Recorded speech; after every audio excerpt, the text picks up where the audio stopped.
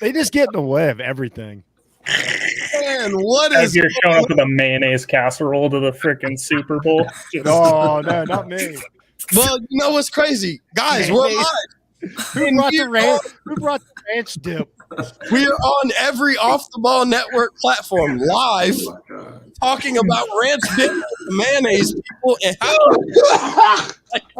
They're going to announce the starting lineup, starting quarterbacks for the Super Bowl. And all the women are like, oh, my. So the worst people to bring on while going live the show is Jeff and Ken, because they are enjoying the fact of cracking these mayonnaise and ranch dip people up. Look, all I'm saying is that when white people show up with the veggie tray, they're already pre-dipped in ranch. That's all I'm saying. It's already pre-dipped. Man, Jalen Hurts. Oh my God. Why am I here? Why does anybody want mayonnaise? It's been a 4 minute. Okay. All right. Let's get it back together. Hey, Hey guys. What are you talking about? Minus what Chris is talking about. Hey, guys. Welcome to the Off the Ball Network Super Bowl preview show. I am the host of this show, but I'm not the host. I'm just hosting. I just pressed record, and clearly everybody else has something to say. So you got myself, you got Jeff, you got Jelani, you got Ken, and you got the president of the Off the Ball Network, Chris, in the building. Fellas, it is Super Bowl Sunday, and now for the first time all week, it finally feels like there is going to be a Super Bowl played on Sunday, because the NBA took all the headlines from Monday morning all the way until Friday, and it seemed like every network had to try and figure out how do we squeeze the NFL Super Bowl into the talk of the trade deadline. Kevin Durant went to Phoenix, Kyrie went to Dallas. The Lakers made some moves. A bunch of teams made a bunch of moves for you to lose focus on the fact that Jalen Hurts and Patrick Mahomes are playing against each other in the Super Bowl. So real quick, this is the first time Mahomes is mixed, okay? So I relate to Mahomes. Just jump right in. I'm just jumping right in. So Mahomes, this is the first time that two black quarterbacks have played in the matched up against each other in the Super Bowl. Mahomes is mixed. So I feel what Patrick Mahomes is feeling. He's half black, half white. I 100% feel what he's feeling, because he's not black enough for the black people. He's not white enough for the white people. But at the end of the day, when your dad is black, you are black. And Patrick Mahomes understands that more than anybody, because his dad came on here. We knew Patrick Mahomes, the baseball player, but we didn't know drunk uncle Patrick Mahomes Sr., who I love this version of smoking on that Joe Burrow. Like, that's got to be one of the most iconic lines ever. Fantastic. But before we get into the Super Bowl preview, we have two black quarterbacks playing against each other. Jeff, I will start with you. Monumentally and historically, how big is this Super Bowl just for the simple fact we have two black quarterbacks playing against each other? It's giant. And so, like, you know, you take history into it, and I think, like, again, I've went over this time and time again. Everybody knows my favorite moment in sports history is Doug Williams' second quarter in the Super Bowl.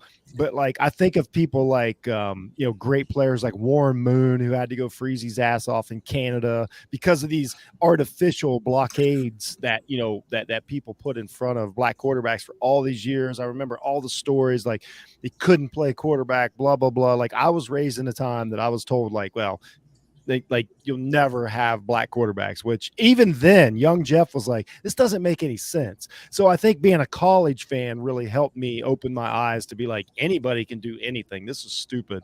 And then, but not only like it is a huge story to have two black quarterbacks in the Super Bowl. And the reason it's a story is because soon it won't be. I really think that soon it won't be. Like in college, like we don't even blink, you know what I mean, at who's playing quarterback or whatever. And it goes the opposite way. Like I think we'll get to a point to where if it's not black quarterbacks, we're okay with it. But it is a story.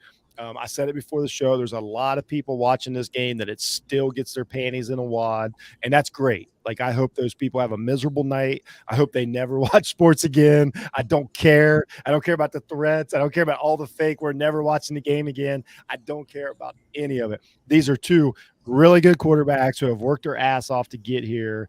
The fact that they're black, I hope someday doesn't matter. But the fact they are right now does matter, and I think it's awesome. And I think the sport has taken a step past like like what we've been accustomed to for all these years with Roethlisberger and the Mannings and Brady and all this. And I think we're to the next stage of the NFL to where it's a wide open field.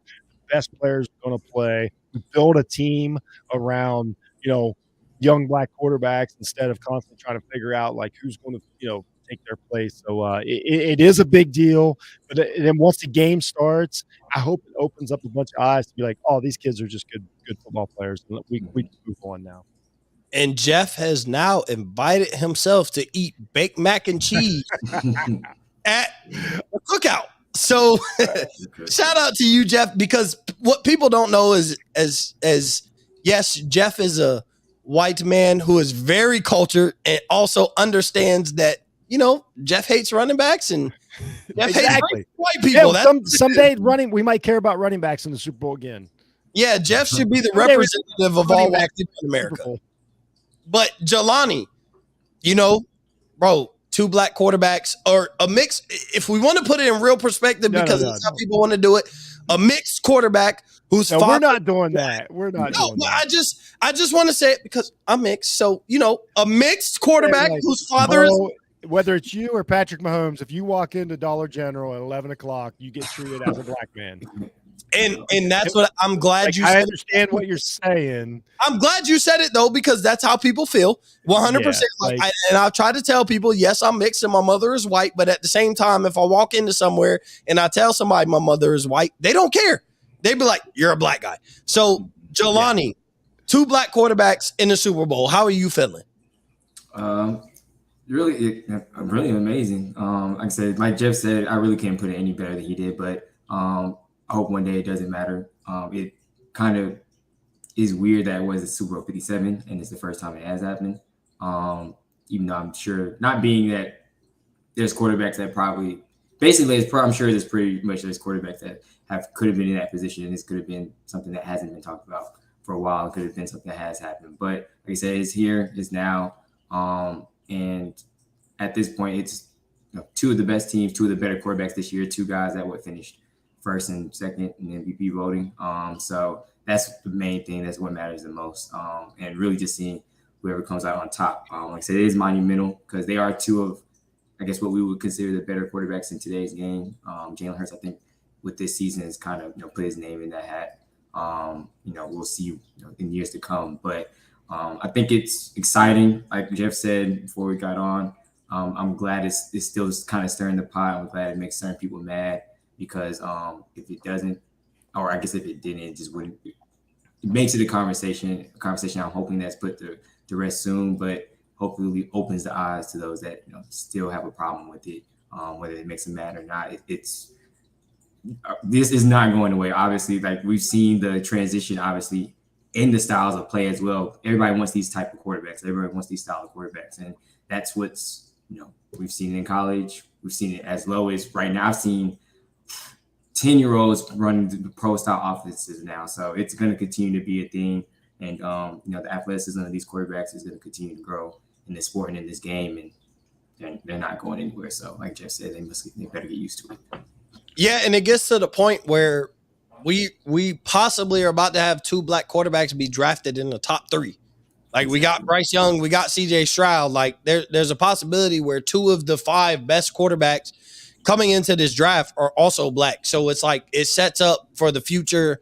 And we can talk about all the elite black quarterbacks that we have right now with Lamar Jackson and Deshaun Watson. And we could go down the line, but Dak Prescott, I won't put him in the elite category, but I'll put Dak Prescott in being a starting black quarterback category. Oh, he's really good. So quick. Yeah, he's really good. He's not elite, but he's really good. The Russell Wilsons of the world. And so it's like when you look like after this draft, like you could possibly be talking about 10 starting quarterbacks.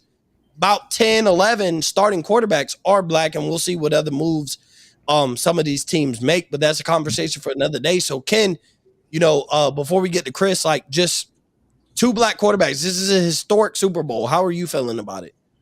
I'm sure a lot of people want to hear what a white Canadian's opinion is about We two starting do. I black think that's the most. quarterbacks. I think that's the You most have important no. opinion. You have no. I mean, I'll say this much: if we were content watching QBs like Trent Dilfer and Kerry Collins and Rex Grossman playing Super Bowls, then there should be very little issue watching these two quarterbacks in this Super Bowl. That's because actually they're the far better great than way to put either it. of those guys were heading into a Super Bowl. Yet people were hyped to see it. So if people aren't okay with that, then turn off your TV. No one really cares that you aren't tuning in. Like, there's going to be 60 million other people that are tuning in. So sorry that your one person isn't tuning in. I don't think the NFL is losing any sleep over that. So just enjoy the game. Two very athletic guys. One guy's a bit hobbled, but still is a bit underrated in what he can do with his I think legs. they're both But hobbled a little. yeah. And I don't think in Hurts is different ways, okay. though. Like, I'm meaning like mobility wise, he's hobbled. Hurts, it's more so on the throwing shoulder side of things. So, but two quarterbacks that had great years, as we said, 1-2 in MVP voting. We have the two best teams in the NFL. Debate a wall if you don't like it. It's the two best teams that are in it. So let's enjoy this football game. It's going to be a ton of fun. It's Mahomes and a couple other really elite guys versus probably the most complete team in football, and we'll see how that stacks up at the end of it. But the race thing shouldn't matter, but it does. And it's important that we take note of this. We take note of the draft, as you said, all the other great black starting quarterbacks in the league. The league is changing for the good. It's been the most entertaining year of football that I remember in a long time. So let's just enjoy it. Yeah, Well said, 100%. Ken. That was actually really well said. And that's why, like, somebody who's on the outside looking in as far as country bias, like, bro, there's no bias with him, and he understands, like, what's at stake, but at the same time can really foul it out, like, bro, bringing up Trent Dilfer, and people were excited for that Super Bowl, and that was probably the I highest rated mostly Super brought Bowl him up of the because I time. watched the Ravens 30 for 30 earlier today, and then I'm like, wow, I forget how bad he actually was. Yes. Yeah, Oh, he they like really highlight He's him. the worst quarterback to ever win. He was our Super Bowl, yeah. worst quarterback to ever win. We could. I don't know. Worst quarterback to ever win's a great one. He was. We won't do it today. But Yeah, we won't do it today, but that would have been one of those great conversations. So, Chris, before we move on to actually talking about the Super Bowl, two black quarterbacks are playing in the Super Bowl. How you feeling? I mean, they're light skinned, so I mean, Jalen Hurts is light skinned, and I'm not going to argument with you. Jalen Hurts is the first light skinned Super Bowl, bro.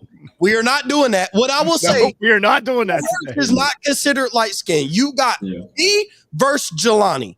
That's what the Super Bowl consists of. Me, Patrick Mahomes versus Jalen Hurts. I take Jelani. Your ankle is just far too. Well, Yeah, I think. for me to Yeah, care. Jelani's a field general. Yeah, Like, I just see it. Now that we're talking, we're not even getting into that conversation. Oh, no. Chris, I ain't like Chris trying to throw a little jab. I ain't like that. See, this is what's wrong with y'all people. Y'all trying to put me and Jelani against each other. I'm not even Ridiculous. Crazy. doing that. You made the comparison. Y'all want me to hate Jelani, and I'm not going to be my brother, man. Like, no. Chris, two black quarterbacks are playing in the Super Bowl. How you feeling before we dive into the Super Bowl? Nah, this is a big moment. This is a big moment, and like Jeff said, hopefully we don't even have to bring that up. We just be like, it's just the Super Bowl. It's the Eagles versus the Chiefs, and like it's a significant moment, and this is a big moment especially for Jalen Hurts because his road to get here. I mean, we all know, we saw that through college, right? He got benched in the national championship in the biggest game in college, and then had to go do transfer and all that. And at one point, nobody thought he was going to be, he's like, oh, he's going to be like a slot receiver, like Braxton Miller. Like he's going to have to end up playing receiver. Now he probably would have won the MVP if he didn't get hurt.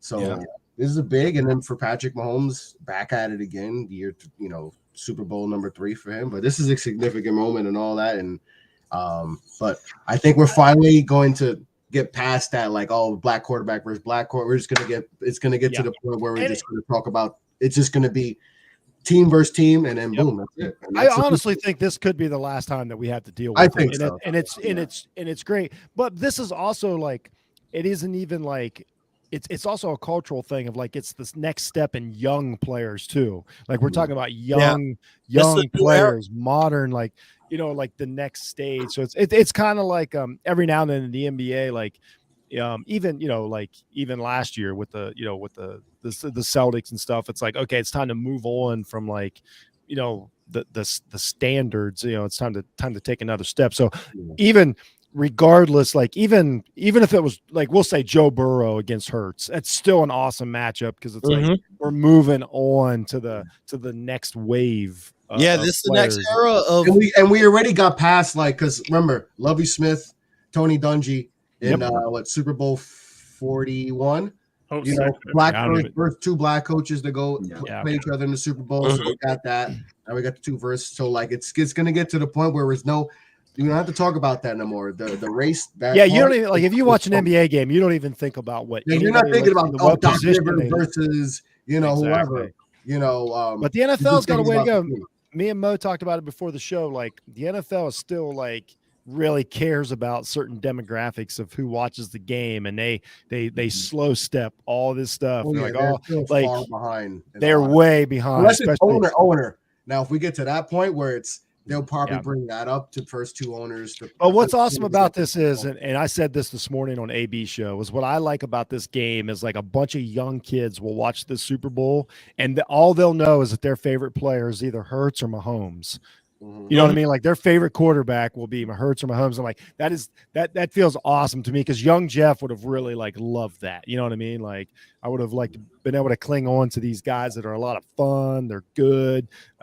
Just the way they carry themselves. And so I like that.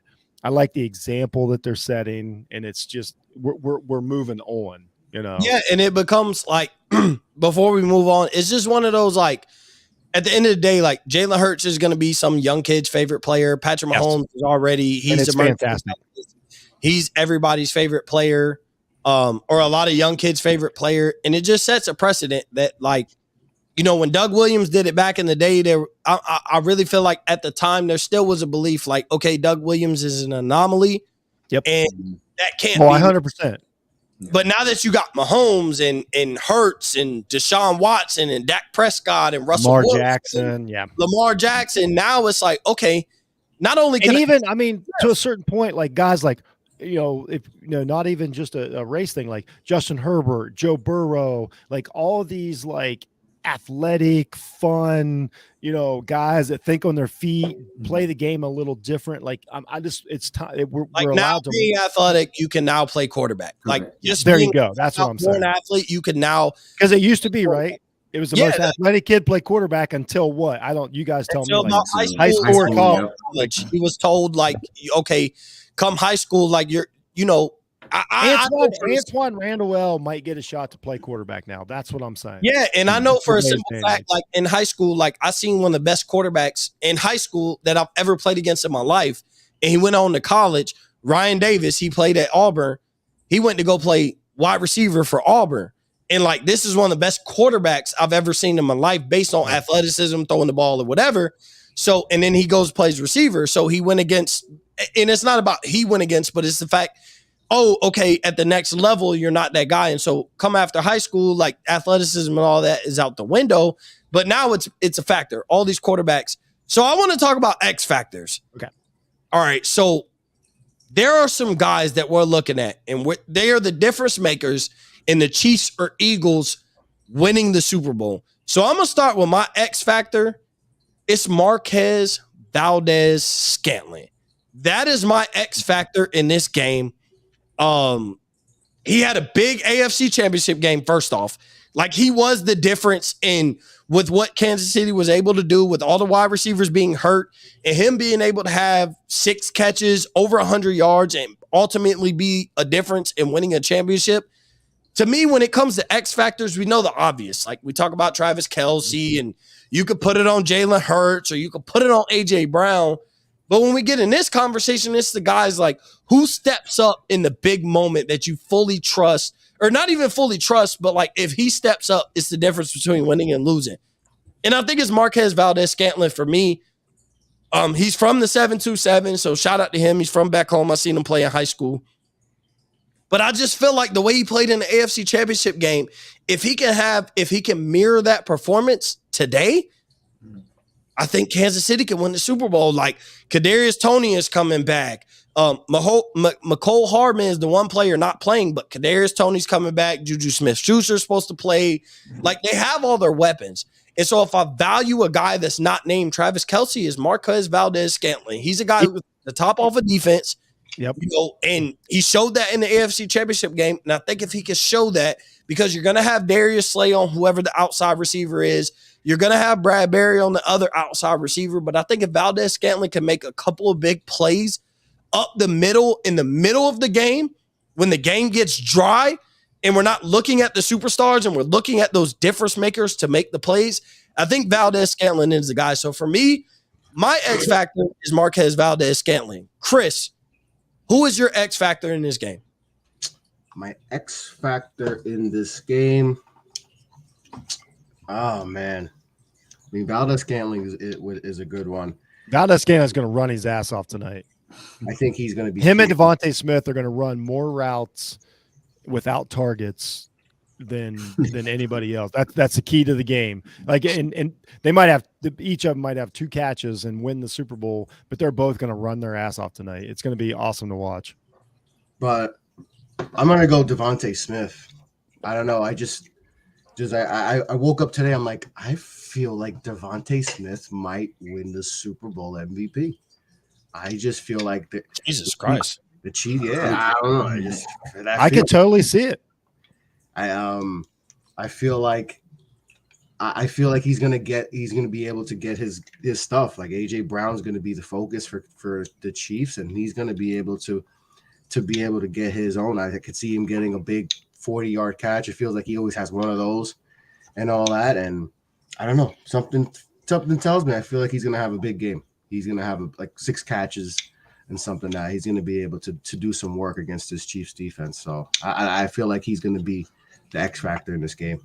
Just real quick, I'll piggyback on what Chris said because I've got the other side of it for the exact opposite reason. I've got the Kansas City Chiefs cornerbacks, that young group of cornerbacks. Can they hold up against Brown and Smith? Like whoever wins that matchup is winning this game. Like I know we talk about the running game, we talk about the defensive lines and all that. They're great, but it's like on the edge, can the Kansas City Chiefs cornerbacks hold up? And like I say, Devontae Smith is going to run his ass off. Like he's a smaller guy, so how he creates, like how he blocks is basically by running great routes because you have to pay so much attention to him. If he gets loose, it's a touchdown. So then I'm just going to say, can the Kansas City cornerbacks hold up? They played great against Cincinnati, except for one huge play, but overall they played really good. Can they cover those 2 guys on the outside while you got to focus so much on Hurts in the pocket? So I take the other side of that.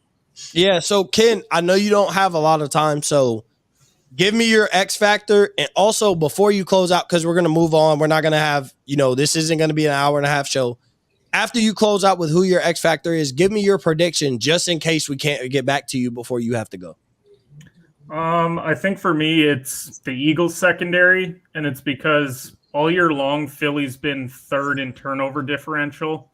I really think they have to win that battle tonight. I know that that's easy to say, like any team that wins the turnover battle, they're in a great position to succeed, but I'm not that worried about Philly turning the ball over that much because I think that they're just going to run it down Kansas City's throat. And so to me, especially with that secondary, like you got Gardner Johnson, you got Bradbury, you've got Slay. These are guys that can create turnovers, and that's what's going to matter tonight. Mahomes can throw for 350, a couple touchdowns, but if you turn them over once, maybe twice, I think they win the football game. I think that's going to be the key tonight. I mean, you just have to look at Mahomes' passing yards. It's like 310.5, which is absurd in the Super Bowl. But they're expecting him to throw the crap out of the football. Now, can you turn him over a couple times, and then that's going to be the X factor in the game? Because I think we all assume the Chiefs are going to score a decent amount of points. But if you can win that turnover battle, Kansas City hasn't won the turnover battle all year. They're in the negative in that regard. So I'm just not overall that worried about Kansas City's defense. It's just, can the Eagles kind of punctuate it by, look, we turned them over twice. Maybe we had a fumble or something, but we still won the battle, and that's why we won the game. as far as who's winning tonight, I've said it all week. I'm not picking the Eagles. I'm a Dallas fan through and through. I refuse. I've already said, like, look, I will gladly lose money on it, but I'd feel dirty. I'd feel dirty if I had Eagles money line and then I win and then I'm just like, hell yeah. And then you're like, wait, that's just not something that I want to experience. You got a little bit more pride than that. The thing that worries me is this Super Bowl feels eerily similar to Tampa Bay and Kansas City, where you felt like Tampa had the more complete team, but everyone was putting it on, well, Mahomes is great. So, like, that's why I think Kansas City is going to win. It feels like that's the case this time around. I think the Eagles are the better team top to bottom. I'm just hoping that I'm wrong and that Mahomes gets it done. Yeah, I mean, 100%. And to piggyback off of that, I think where you hit it where, like, okay, the Kansas City and Tampa is like Kansas City's offensive line is healthy.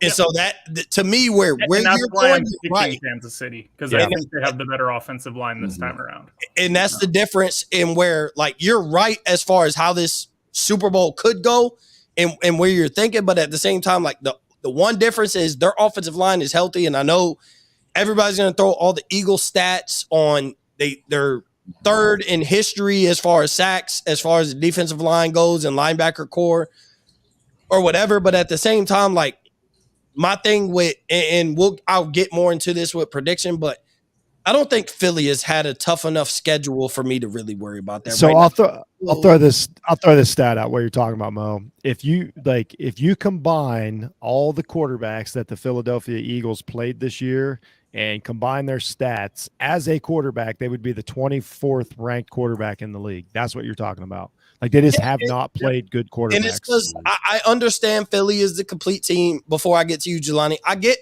that Philly is the most complete team because on paper going into the season, like, we thought they could win. And they're in the Super Bowl. Like, yeah, we're not surprised. I also think their road was easier than any other team in the playoffs could have asked for. And that's they not had one of the easiest playoffs to the Super Bowl like I've ever and that's seen. not Philly's fault. And if you say that, At you're all. considered hating. But at the same time, like, look, Philly had to step up. They had to step on the field in the playoffs and play the game. They played and they knocked out Purdy. Like, that was on Philly. Yeah, like, they knocked out. Just so you know, this is what football used to look like in the 80s when you could, like, just literally try to murder a quarterback. Like, all those teams that talk about, like, this is what you could do with Joe Montana. You could just go in and, like, try to break his neck and get to a Super Bowl. Yeah, and so for me, I just look at Philly, and I know I'm a Cowboys fan, but I'm really not hating. I just look at Philly, and I'll be like, bro, their road to the Super Bowl all season long was really not that hard. So, Jelani, the X factor for you in this game. Yeah, so for me, guys obviously named a lot of good ones. Like I said, Marcus, Valdez-Scantling. I was thinking about pretty much going with Jeff's answer, because I was going to say that young secondary is probably going to be the key. But Ken also reminded me they're probably going to run the ball a lot. So my other X factor, I was thinking, like we said, you've been saying, Eagles top to bottom, probably the most complete team. We expect Mahomes to throw the ball a lot. That's what they do. But that secondary, I don't think he's going to really try that much because of how great they are. Valdez-Scantling had a great performance. They're probably obviously going to key in on him. Juju a little bit hobbled, but I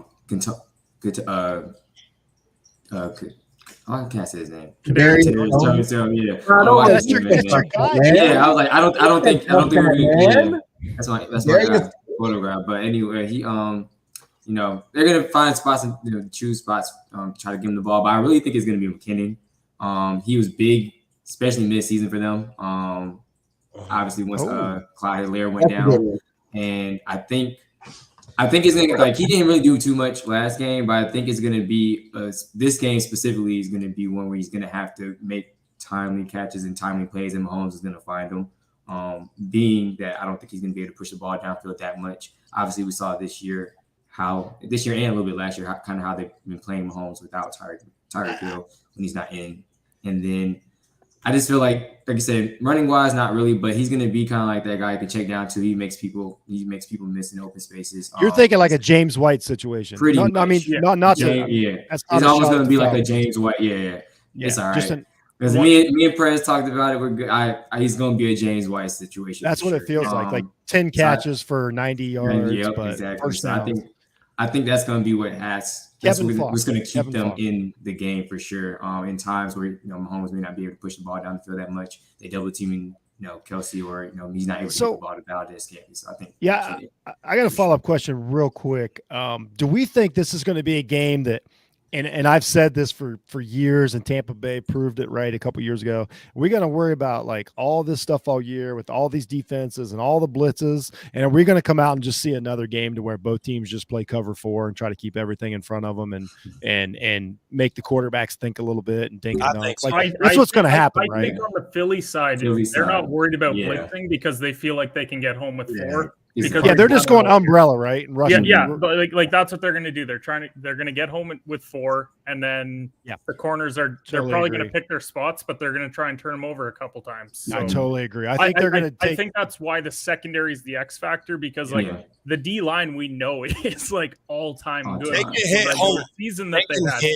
So that's where I think Mahomes could struggle, because most of these other teams are like, man, we got to get a ton of pressure on Mahomes, but they're doing it with 5, 6, 7 guys. Now they're doing it with 4, and it's just going to make it a lot tougher. The thing that helps them, Kelsey's probably the best at getting in space and just kind of picking those spots on the defense. So he's going to obviously be an X factor. It's easy to say that he'll be. I think it's Travis Kelsey, so nobody was trying to go the route of stating the obvious that Travis Kelsey having a big I think we're going to see a lot of 4-1-6 defenses from both teams. I really do.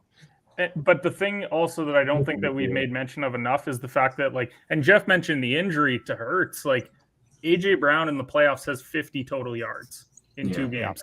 Now, everyone will say, oh, well, they didn't have to throw because they were up big. They were just running the football. But at the same time, when you're going up against this defensive line, if they shut down the run game, how is Jalen Hurts going to look? Because Devontae Smith, outside of the one really nice catch against San Fran that wasn't actually a catch, but they didn't challenge, so now we call it a catch. Like, they haven't been great. Like, and it's top receivers have like a total of 100. And I'm with Ken. And it's hard to just turn on throwing the ball. Like, you can't, in practice, you cannot represent under pressure throwing the ball like down 7 in a Super Bowl. Like, you can't practice that. We can talk about the fact that the Eagles haven't played great quarterbacks all year, but because of that, we haven't had to see them do this. Because they've just been able to run the football. They've done it with relative ease. What the only real losses that we can point to is a division game, which we all lose division games to Washington. And then outside of that, their losses are a backup. But you haven't played. And they played a couple good quarterbacks, and the 2 good quarterbacks they played put up numbers on them. Exactly. Yeah, Rodgers and Prescott both put up big numbers on them. Yeah, and so before we move on to kind of close out the show essentially and put our stamps on predictions and why, I'll just throw another X factor. I said Valdez-Scantling, but I woke up this morning and Ken had a reaction to it. I really think the same thing that Chris felt like Devontae Smith is the Super Bowl MVP. I think we're going to see a Steve Spagnuolo masterpiece today. Is this his game? And the reason why I say that is because he's one of the best defensive coordinators in football, who has also on the same side been one of the most disrespected, because Kansas City, they're a team of 2 halves. They are great against 2 halves on the season. They are in the first half. We always talk about, we did it this year, we did it last year, and we did it the year before. We talk about how Kansas City's defense isn't that good, this and that for the first 8 to 9 weeks. And then when you mess around and you head into the playoffs, you look at Kansas City and it's always been since week 8, 9, or 10. Since then, they have been a top 5 to 7 defense every year for the past 3 years. Why? Because they're the Golden State Warriors of football. They don't care about early on. They know they have a switch. And when they flip that switch, offensively or defensively, they know they're the best team in football. And so with Steve Spagnuolo, everybody talks about, oh, he needs to play more zone. He needs to stop the man-to-man, and he needs to do this and that. But when the game matters, Steve Spagnuolo makes the adjustments that everybody's talking about. And I really feel like Steve Spagnuolo has been here. He's been a defensive coordinator in Super Bowls. And what has to happen is Philly's offensive coordinator has not. Philly's offensive coordinator also possibly is heading into a game where he might have a head coaching job on the line because he's favored for a head coaching job. Spagnuolo is going to have to outdo their offensive coordinator. And I think there's a point in time where because the beginning of the game is going to be, I think everybody got to get their jitters out. The end of the game, we know that's when the great players become elite in the fourth quarter. But that second and third quarter is when everything matters. And this is where I think Steve Spagnuolo is going to be able to throw up so many different looks for Philly. It confuses Jalen Hurts. It has Nick Sirianni in a chokehold in a sense. So I think this is Steve Spagnuolo's game. Well, Spagnuolo, first of all, is a great example why I keep saying coordinators ought to be coordinators. There's nothing wrong with being a great coordinator. Mm-hmm. I don't understand that everybody has to go to head coaching thing, whatever. And another thing, Cincinnati was a great example. That defense played great against Cincinnati, who was the better team in that game. And I'll go down swinging with that. But that defense confused Burrow enough to get the job done. So I totally agree with what you're saying. I like it. And it's also this game really, like, we're past X factors, but it's if Philly can block Chris Jones, they can win. If they can't, they lose. Chris Jones is the best player in football at this second.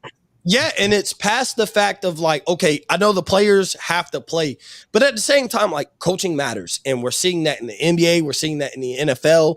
As much as people like to question Nick Sirianni when he first stepped on the scene, like, bro, this dude is a really great coach. But the problem is when we try and rank everybody, we try and figure out where, like, Nick Sirianni in the moment is a very good coach, if not a great coach. But then, like, if Sirianni wins this, the problem moving forward is we're going to be like, where does he rank in the all-time great coaches? And that's the conversation that ruins how to value people at the moment. Nick Sirianni is a really good coach. Ever since he's been there, they've gotten better each year, and now they're playing in the Super Bowl. But I think Spagnuolo, we like to kill him after week 8 and wonder what Kansas City is doing and why is the defense not stepping up and putting it all on Patrick Mahomes. And if Patrick Mahomes is the answer, we like to blame the defense. But I think Spagnuolo is in the second half. He's the best defensive in the second half of the season for the past 3 years. Based on defensive performance, Spagnuolo has been the best defensive coordinator from week 10 on in the NFL. And I don't even think it's close. Just based on the numbers of how you look at him from week 1 through 10, and then from week 10 on, Kansas City has made the biggest jump as far as how you value their defense. And you got to give credit to the defensive coordinator. Their defense played really good in the playoffs, and a lot of it comes down to how you look. Like, you look at the difference between Kansas City's schedule and Philadelphia's schedule through the season is light years. Like, they didn't play the same schedule, the same teams, like any of that. And then it's always been like, if you have an offense that scores all these points, and then Mo, me and you are High State fans, we understand what it's like. Our defense is on the field the whole game, even when it's going good. You know what I mean? So, like, as to where Philadelphia is grinding out time and running the ball, there's less possessions, like, so on and so forth. And there's so many factors into it. But I do see what you're saying. If Kansas City wins this game, it will be on the shoulders of Spagnuolo. And I think it'll be a Spagnuolo. Like, you walk away from this game and you be like, man, Kansas City's defense is a Eric Bieniemy's. This could be Eric Bieniemy's not chance, but like the moment too, to where everybody's like, we need to hire that guy tomorrow. Like, this could be the difference of where he's hired as the North Turner of his generation, to where difference of like hired as the Cardinals head coach. The Cardinals have not made a decision. They have a bunch of, and Eric Bieniemy is expected to take the jump as an offensive coordinator elsewhere, just for the simple fact to prove he could do it outside of the Chiefs. But if there's an offensive masterclass, and whether you want to give credit to Andy Reid or Eric Bieniemy, I could see the Arizona Cardinals, the one team that has not hired their head coach yet, and be like, you know what? Yeah, we're going to totally see that. Eric Bieniemy to take. Shout out to Eric Bieniemy too for stepping on that guy's chest when he played for Colorado. Like, you all were too young probably to remember Eric Bieniemy stepping on that dude's chest as he was running for a touchdown. But dude was a good running back. Like, I think this is why to this day, like, he gets killed. So we're going to move on and we're going to close out the show. Okay, I got to go first because my time is. You go ahead and go first. I love you guys. I'm so glad I did this. I can't wait for the Super Bowl. We're headed to a friend's house to have all kinds of food and have this same talk. Jeff, I hope I get real quick before you give your prediction. Okay, go ahead. I hope I get Jeff on plenty of beers, plenty of good food, to where you're active in the group chat and we get to talk good football. That's I promise. You're gone. Well, here's the thing. I'm going to a party with beers. Yeah, I'm going to a party with the guy that I started the podcast with. So we get at it. Like we have. Okay, well, don't be shy to hit whatever your thoughts are because I'm here. I think they're both great teams. I think the Chiefs are going to.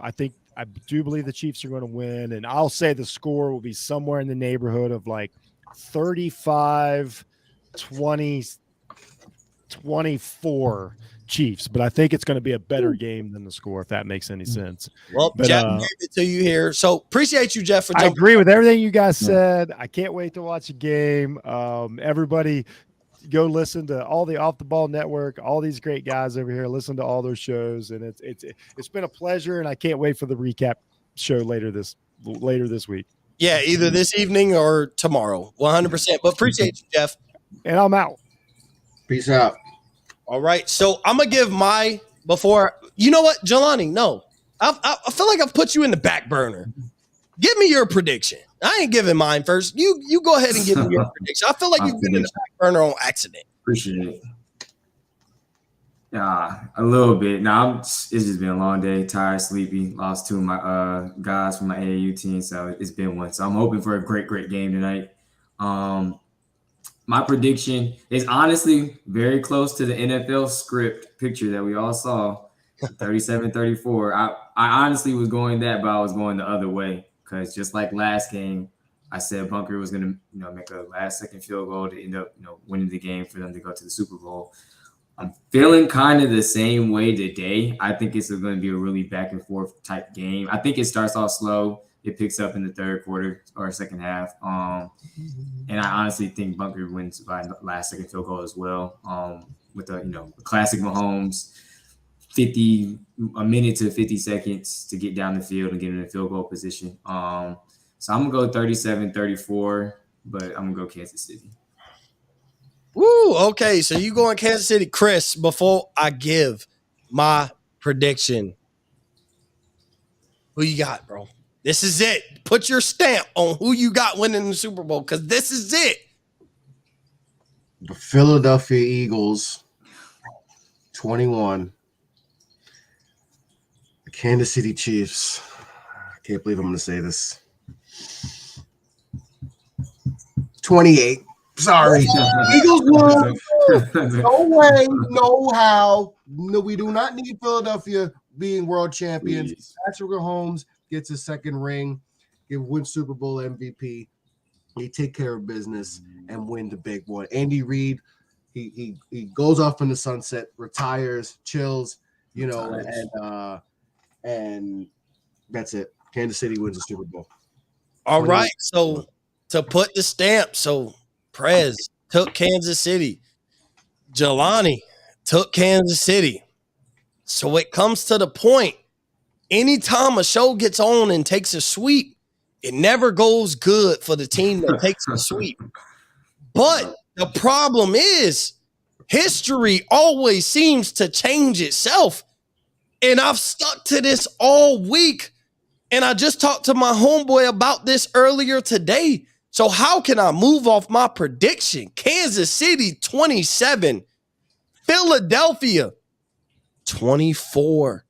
Patrick Mahomes, second Super Bowl MVP to match his second Super Bowl. And we get to wake up Monday morning and listen to First Take and Undisputed and First Things First and every other mainstream media. And we probably either get to talk about whether it's post-game or tomorrow. We get to recap this Super Bowl and start to make the case. Are we witnessing the next greatest quarterback of all time in Patrick Mahomes? And I have to, I got to throw this in there because I've said it all week, so it's got to be thrown in on this show. I can't root against my light-skinned brethren. Patrick Mahomes, bro, we're mixed. And so Patrick Mahomes' dad is going to, in back-to-back games, be able to say, we smoking on that Joe Burrow. And he's going to tell us, I'm smoking on that Jalen Hurts as much as it hurt me to tell you. I cannot wait for Patrick Mahomes' dad to make an appearance and tell me what he's smoking on tonight, because the Kansas City Chiefs are going to win 2 out of 3 Super Bowl appearances in Patrick Mahomes' first 5 years, and we are going to have a totally different conversation about Patrick Mahomes tomorrow, and it will be in the positive light, not the negative light. I love Jalen Hurts. I wouldn't mind if he was a guy who stole it from Patrick Mahomes, but listen, for the next 15 to 20 years, I am on the Patrick Mahomes train. If they ain't playing the Cowboys, which they won't be for the next 15 to 20 years, I will always be rooting for Patrick Mahomes, and I'm okay with that. So I close out on that note. I appreciate everybody for tuning in. I appreciate everybody for listening. The Super Bowl is less than an hour away from kickoff. Enjoy the Super Bowl. Enjoy the halftime show. And on that note, we will talk to you either later tonight or we will talk to you tomorrow, recapping America's biggest game of